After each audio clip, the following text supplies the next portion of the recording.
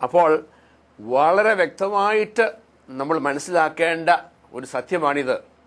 എന്തുകൊണ്ടാണ് അനേകർക്ക് ഇന്നും നമ്മുടെ മധ്യത്തിൽ ഉത്ഥിതനായിട്ട് ജീവിക്കുന്ന യേശുവിനെ അനുഭവിച്ചറിയാൻ സാധിക്കാത്തത്, അവൻ്റെ പ്രവൃത്തികൾ കാണുവാൻ സാധിക്കാത്തത്, അവനെ അനുഭവിച്ചറിയാൻ സാധിക്കാത്തതിൻ്റെ കാരണം ഈ വിജ്ഞാനം ഉള്ള വ്യത്യാസമാണ്, ഈ വിജ്ഞാനത്തിൻ്റെ വ്യത്യാസമാണ്.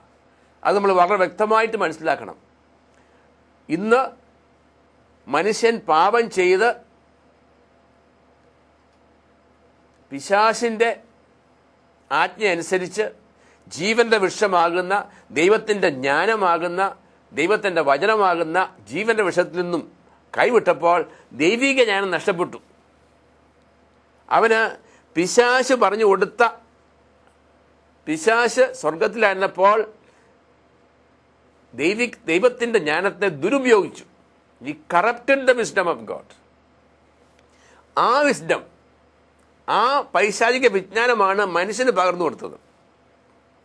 ആ വിജ്ഞാനത്തിലൂടെ ദൈവിക രഹസ്യങ്ങൾ മനസ്സിലാക്കാൻ സാധിക്കയില്ല എന്നാണ് നമ്മൾ ഇവിടെ വായിച്ചത്.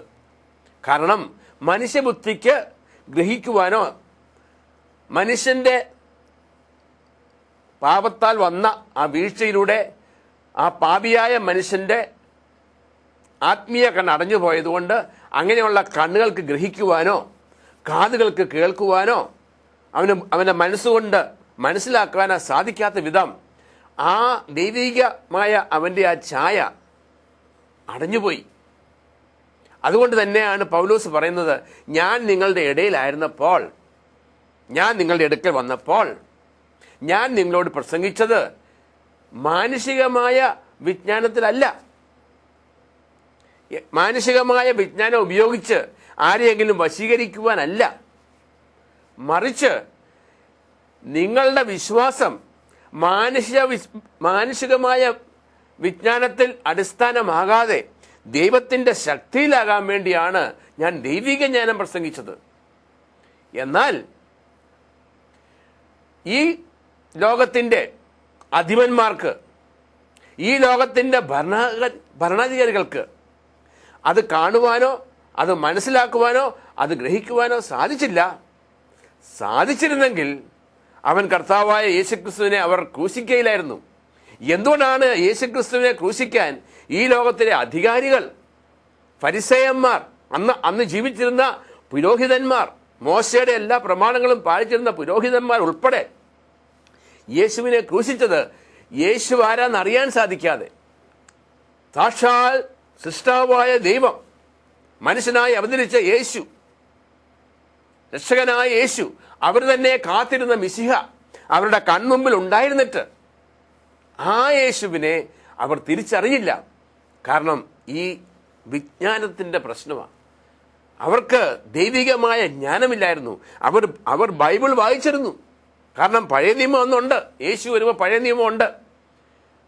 അവർ അതെല്ലാം വായിച്ചിട്ട് മിശിഹായെ കാത്തിരിക്കുന്നവരുമാണ്. എന്നിട്ടും അവർക്ക് ആ യേശുവിനെ തിരിച്ചറിയാൻ സാധിച്ചില്ല. കാരണം ആ വചനം മുഴുവൻ അവർ വായിച്ചതും പഠിച്ചതും ലൗകിക വിജ്ഞാനത്തിലൂടെയാണ്, ലൗകിക വിജ്ഞാനത്തിലൂടെ. ഇത് ഇന്നും അനേകര് ഇന്ന് പഴയതും പുതിയതും ഒക്കെ വായിക്കുന്നുണ്ട്, പഠിക്കുന്നുണ്ട്, പക്ഷെ ഒന്നും മനസ്സിലാകുന്നില്ല. മനസ്സിലാകാത്തതിൻ്റെ കാര്യം വിജ്ഞാനം ലൗകികമാണ്. ഇന്ന് അനേകം ആൾക്കാർ ദൈവവചനത്തിന് വേണ്ടി ദാഹിച്ചുകൊണ്ട് ഇത് മുഴുവൻ പഠിക്കുന്നുണ്ട്, ചിലരൊക്കെ പ്രസംഗിക്കുന്നുണ്ട്. പക്ഷെ ഇതിൽ വെളിപ്പെടുത്തി കിട്ടുന്ന യഥാർത്ഥമായ ഉത്ഥിതനായ യേശുവിനെ കണ്ടിട്ടില്ല. യോഹന്നാന്റെ 20:31 നമ്മൾ കഴിഞ്ഞ ഒരു എപ്പിസോഡിൽ കേട്ടു.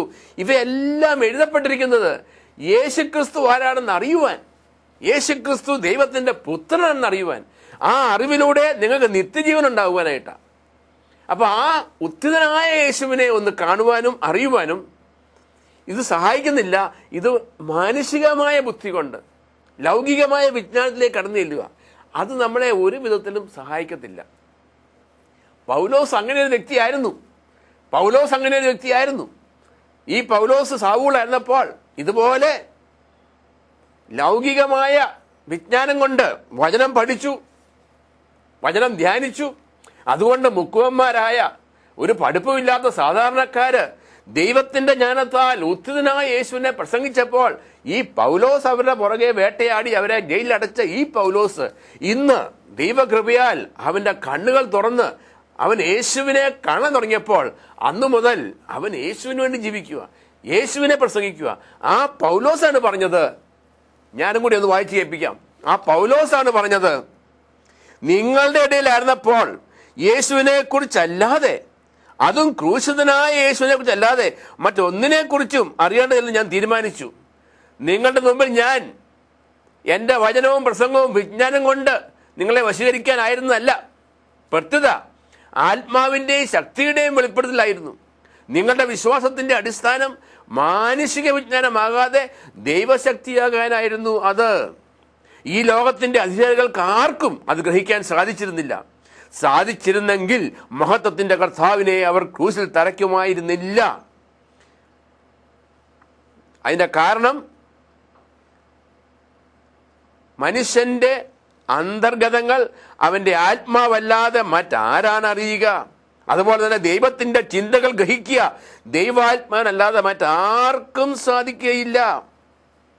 ദൈവത്തിന്റെ ചിന്തകൾ, ഇത് മുഴുവൻ ദൈവത്തിന്റെ ചിന്തകളാണ്. ദൈവത്തിന്റെ വചനം അത് ഗ്രഹിക്കുവാൻ ദൈവാത്മാവിനെ സാധിക്കത്തുള്ളൂ. അപ്പൊ ദൈവാത്മാവ് എൻ്റെ പ്രിയപ്പെട്ടവരെ, പ്രത്യേകിച്ച് എന്നെ കേട്ടുകൊണ്ടിരിക്കുന്ന ക്രിസ്തു വിശ്വാസികളെന്ന് അഭിമാനിക്കുന്ന എൻ്റെ പ്രിയപ്പെട്ടവരെ, നിങ്ങൾ ക്രിസ്തു വിശ്വാസികളായിരുന്നിട്ട് ആ ക്രിസ്തുവിന്റെ ചിന്തകൾ നിങ്ങൾക്കറിയാൻ സാധിക്കുന്നില്ലെങ്കിൽ, നമുക്ക് പരിശുദ്ധാത്മാവുണ്ടെന്ന് നമ്മൾ അവകാശപ്പെടുകയും എന്നാൽ പരിശുദ്ധാത്മാവ് എഴുതപ്പെട്ട പരിശുദ്ധാത്മാവ് തന്നെ വെളിപ്പെടുത്തി തരേണ്ട ദൈവിക രഹസ്യങ്ങൾ നമുക്ക് വെളിപ്പെടുത്തി കിട്ടുന്നില്ലെങ്കിൽ, നമ്മൾ സ്വീകരിച്ച പരിശുദ്ധാത്മാവ് വെറുതെ ഒരു ആചാരമായി മാറിയില്ലേ? പരിശുദ്ധാത്മാവിന്റെ ഏറ്റവും വലിയ ദൗത്യം നമ്മളെ വചനം പഠിപ്പിക്കുക, സത്യത്തിലേക്ക് നയിക്കുക. അവനാണ് വചനം പഠിപ്പിക്കുന്നത്, മനുഷ്യരല്ല. മനുഷ്യര് പഠിപ്പിക്കുന്നത് ലൗകിക വിജ്ഞാനത്തിലൂടെ. നമ്മളിലേക്ക് ദൈവം അയച്ചിരിക്കുന്ന പരിശുദ്ധാത്മാവ് നമ്മളെ പഠിപ്പിക്കുന്നത് ദൈവത്തിന്റെ ജ്ഞാനത്തിലൂടെ. ഇത് മനസ്സിലാക്കിയ പൗലോസ് പറയുകയാണ്, ഞാൻ നിങ്ങളെ ഇടയിലായിരുന്നപ്പോൾ നിങ്ങളോട് ലൗകിക വിജ്ഞാനത്തിലൂടെ അല്ല വചനം പ്രസംഗിച്ചത്. അതായത് എൻ്റെ മാനുഷികമായ, എൻ്റെ പാപം നിറഞ്ഞ ആ പാപത്തിന്റെ ഫലമായ മാനുഷിക വിജ്ഞാനം കൊണ്ടല്ല ഞാൻ വചനം പ്രസംഗിച്ചത്. മറിച്ച് ഞാൻ യേശുവിനെ സ്വീകരിച്ചപ്പോൾ, അവന്റെ ആത്മാവിനെ സ്വീകരിച്ചപ്പോൾ ആത്മാവിന്റെ ശക്തിയാലാണ് പ്രസംഗിച്ചത്. ഇതുപോലെ ഒരു വെളിപ്പെടുത്തൽ നമുക്ക് കിട്ടണം. ഈ വെളിപ്പെടുത്തൽ നമുക്ക് കിട്ടരുന്നത് ഇന്നും ആദ്യ മതരാജാക്കന്മാരെ വഴിതെറ്റിച്ച ആ പിശാച നിർബന്ധമുള്ളത് കൊണ്ടാണ്. 2 കൊരിന്ത്യൻസില് 11-ാം അധ്യായം 2 കൊരിന്ത്യൻസ് 11-ാം അധ്യായം 3-ാമത്തെ വാക്യം എന്ന് വായിച്ചു. എന്നാൽ സർപ്പം ഹൗവായെ തന്ത്രപൂർവം ചതിച്ചതുപോലെ നിങ്ങളുടെ ചിന്തകൾ ക്രിസ്തുവിലുള്ള ലാളിത്യത്തിലും വിശുദ്ധിയിൽ നിന്നും വ്യതിചലിക്കപ്പെടുമോ എന്ന് ഞാൻ ഭയപ്പെടുന്നു. എന്തെന്നാൽ ഞങ്ങൾ പ്രസംഗിച്ചതല്ലാത്ത മറ്റൊരു യേശുവിനെ ആരെങ്കിലും വന്ന് പ്രസംഗിക്കുകയോ നിങ്ങൾ സ്വീകരിച്ചതല്ലാത്ത മറ്റൊരാത്മാവിനെ നിങ്ങൾ സ്വീകരിക്കുകയോ നിങ്ങൾ കൈക്കൊണ്ടതല്ലാത്ത മറ്റൊരു സുവിശേഷം നിങ്ങൾ കൈക്കൊള്ളുകയോ ചെയ്താൽ നിങ്ങൾ അനായാസം അതിനെല്ലാം കീഴടങ്ങുകയായിരിക്കും ചെയ്യുക. ഇവിടെ പിശാച് തന്ത്രപൂർവം ഒരു സംഗതി ചെയ്തുകൊണ്ടിരിക്കുക. അതാണ് പൗലോസ് നമ്മളെ താക്കീത് ചെയ്യുന്നത്. അതായത് ഹവ്വായെ പറുദീസായി വെച്ച് തന്ത്രപൂർവം ജീവന്റെ വൃക്ഷമായ യേശുവിൽ നിന്ന് അകറ്റിയതുപോലെ ഇന്നും എൻ്റെ പ്രിയപ്പെട്ടവരെ നിങ്ങളെ തന്ത്രപൂർവം ആ യേശുവിൽ നിന്ന് അകറ്റാൻ വേണ്ടി അവൻ വളരെ തന്ത്രപൂർവം പരിശ്രമിക്കുമെന്നാണ് വായിച്ചത്. അതിനുവേണ്ടി അവൻ എന്തും ചെയ്യും, വചനം വരെ പ്രസംഗിക്കും. അതുകൊണ്ടാണ് പറഞ്ഞത്, ഞങ്ങൾ പ്രസംഗിച്ചതല്ലാതെ മറ്റൊരു യേശുവിനെ പ്രസംഗിക്കും. നിങ്ങൾ സ്വീകരിച്ചിട്ടല്ലാത്ത മറ്റൊരാത്മാവുണ്ട്. അപ്പോൾ ഒരു ഡ്യൂപ്ലിക്കേറ്റ് ആത്മാവുണ്ട്, ഒരു ഡ്യൂപ്ലിക്കേറ്റ് യേശുവുണ്ട്. ഇത് മനുഷ്യൻ മനസ്സിലാക്കുന്നില്ല. കാരണം ദൈവത്തിന്റെ വചനം ലൗകികമായി പഠിക്കുന്നത് കൊണ്ടും പ്രസംഗിക്കുന്നത് കൊണ്ടും. ഇതേക്കുറിച്ച് നമ്മൾ തുടർന്ന് വളരെ വളരെ കാര്യമായിട്ട് നിങ്ങൾക്ക് കാണാവുന്ന പുറകിൽ കാണുന്ന ആ ചിത്രത്തിലൂടെ നിങ്ങൾക്ക് വളരെ വ്യക്തമായിട്ട് അടുത്ത എപ്പിസോഡിൽ പറഞ്ഞു തരാൻ പോവുകയാണ്. എല്ലാവരും വന്ന് കേൾക്കണമേ എന്ന് ഞാൻ വിശ്വസിക്കുകയാണ്, ഞാൻ പ്രാർത്ഥിക്കുകയാണ്. ദയവായിട്ട് പ്രാർത്ഥനാപൂർവ്വം ഇരിക്കുക. Praise the Lord.